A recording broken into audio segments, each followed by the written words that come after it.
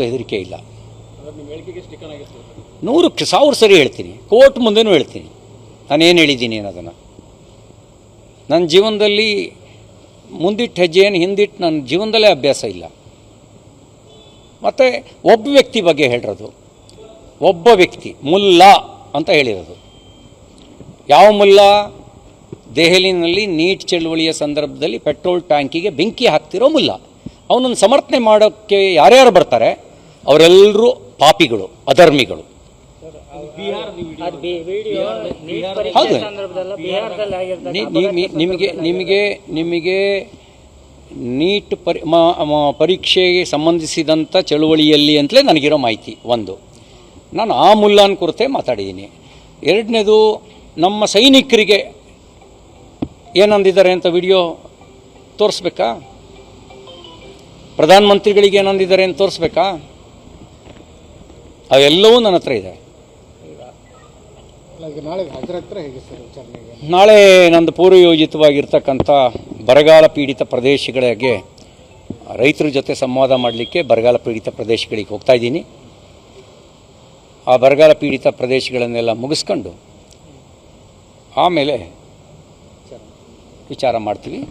ಮತ್ತು ಸಾರ್ವಜನಿಕ ಜೀವನದಲ್ಲಿ ಇದ್ದವರೇನು ಕದ್ದು ಓಡೋಗೋರಲ್ಲ. ಭ್ರಷ್ಟಾಚಾರಕ್ಕೆ ಜೈಲಿಗೆ ಹೋಗಿ ಬಂದವರೇ ಮೆರವಣಿಗೆ ಮಾಡ್ಕೋತಾರೆ.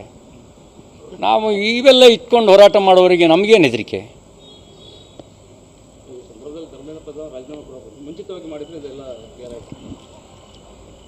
ಧರ್ಮೇಂದ್ರ ಪ್ರಧಾನ್ ಅವರು ವಿಷಯ ಗೊತ್ತಾಗ್ತಿದ್ದಂಗೆ NTA ಮೂಲಕ, NTA ಒಂದು ಅಥಾರಿಟಿ, NTA ಮೂಲಕ ಎಕ್ಸಾಮಿನೇಷನ್ ಮಾಡ್ತಿದ್ರು. ಪ್ರಶ್ನೆ ಪತ್ರಿಕೆ ಸೋರಿಕೆಯಾದ ಮಾಹಿತಿ ಗೊತ್ತಾದ ತಕ್ಷಣ CBI ಕೇಸ್ ಕೊಟ್ಟರು. 13 ಜನರನ್ನು ಅರೆಸ್ಟ್ ಮಾಡಿದ್ರು.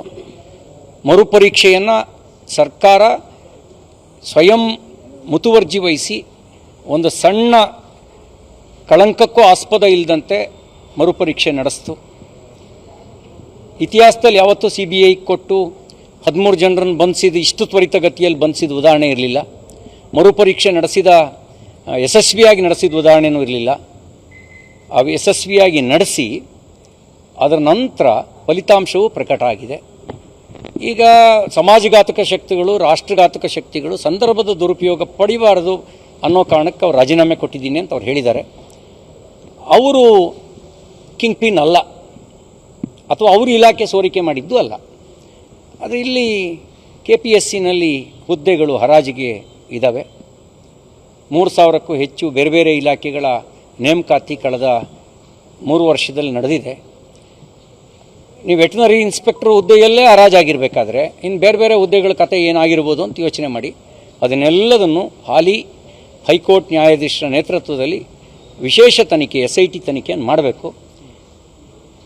ಅಲ್ಲಿ ಹೇಗೆ 13 ಜನರನ್ನು ಹೆಡೆಮುರಿಗೆ ಕಟ್ಟಿ ಅವ್ಯವಹಾರದ ಯೋಚನೆಯೂ ಮುಂದಿನ ದಿನಗಳಲ್ಲಿ ಮಾಡಬಾರ್ದು ಅಂತ ಒಂದು ಸುಧಾರಣೆ ಕೈ ಹಾಕಿದೆಯೋ ಸರ್ಕಾರ, ಅದೇ ರೀತಿ ಇಲ್ಲೂ ಕೂಡ ಭ್ರಷ್ಟರನ್ನು ಹೆಡೆಮುರಿಗೆ ಕಟ್ಟಿ ಸುಧಾರಣೆ ಕೈ ಹಾಕಬೇಕು. ಆ ಕೈ ಹಾಕಕ್ಕೆ ಮುಂಚೆ ಆಳುವವರು ಭ್ರಷ್ಟಾಚಾರವನ್ನು ಮಾಡೋದನ್ನು, ಭ್ರಷ್ಟಾಚಾರವನ್ನು ಪ್ರೋತ್ಸಾಹಿಸೋದನ್ನು ಎರಡೂ ಬಿಡಬೇಕು.